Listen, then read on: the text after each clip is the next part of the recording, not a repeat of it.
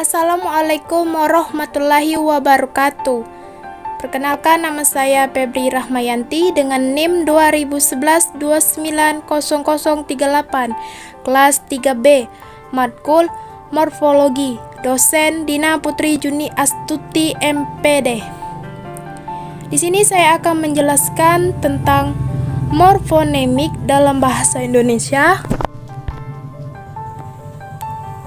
Konsep-konsep bentuk dasar, morfem dasar, akar, dan pangkal stem.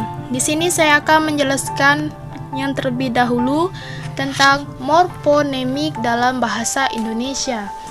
Proses morfonemik dalam bahasa Indonesia. Proses morfonemik merupakan proses yang terjadi pada suatu morfem akibat pertemuan morfem dengan morfem lainnya.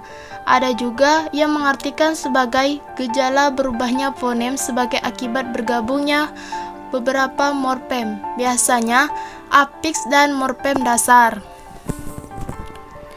Proses morfonemik yang terjadi pada bahasa Indonesia yakni proses perubahan fonem. Proses perubahan fonem merubah suatu fonem pada morfem akibat bertemu dengan morfem lainnya. Contoh, 1. Fonem N pada morfem men dan pen akan berubah menjadi fonem N jika bertemu dengan morfem-morfem yang diawali dengan fonem P, B, dan F. Misalnya, men plus minjam sama dengan meminjam. Men min plus fatwakan sama dengan memfatwapen plus batik dan pembatik. Fonem N pada morfem men dan pen akan berubah menjadi fonem jika bertemu dengan morfem-morfem yang diawali dengan fonem T, D, dan S. Misalnya, men plus tutup sama dengan menutup. N min plus tutup sama dengan penutup. 3. Fonem N pada morfem men dan pen akan berubah menjadi fonem atau N jika bertemu dengan morfem yang diawali fonem S, C, dan J. Misalnya, men min plus sapu sama dengan menyapu. N min plus sapu sama dengan penyapu. Men min plus cari sama dengan mencari. Men plus jauh dan menjauh. Selanjutnya, konsep-konsep bentuk dasar. Morfofonemik disebut juga morfonologi atau peristiwa berubahnya wujud morfemis dalam suatu proses morfologis baik afiks, reduplikasi maupun komposisi. Kata morfonemis menunjukkan adanya hubungan antara morfem dengan fonem. Selanjutnya, morfem dasar. Morfem dasar adalah bentuk yang menjadi dasar bentukan dalam proses morfologis. Bentuk dasar ini dapat berupa morfem tunggal seperti gambar, main, dan seterusnya.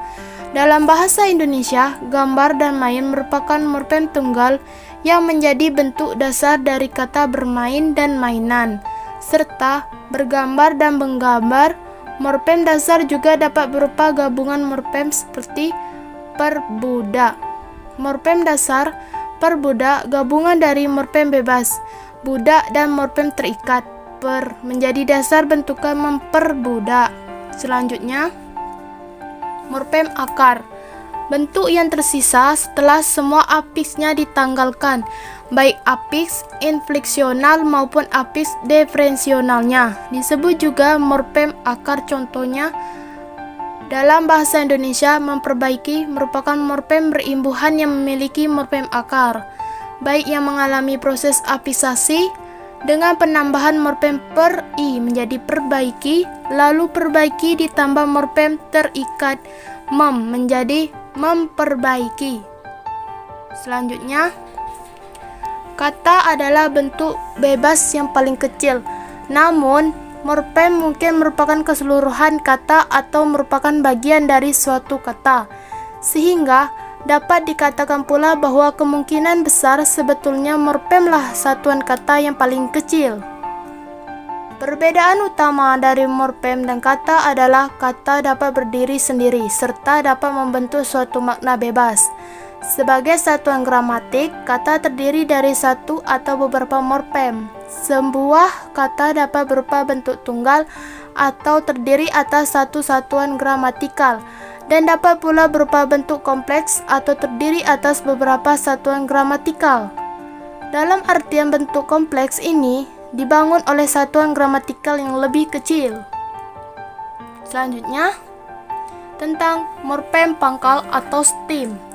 Morfem pangkal dari kata bermain adalah main yang merupakan morfem berkategori verba. Ketika dibubuhi afiks ber, morfem pangkal menjadi morfem berimbuhan yang tetap berkategori verba.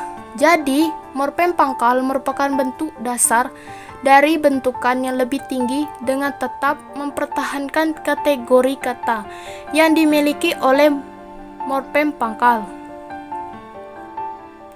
Dan itulah hasil penjelasan materi dari saya. Saya ucapkan terima kasih.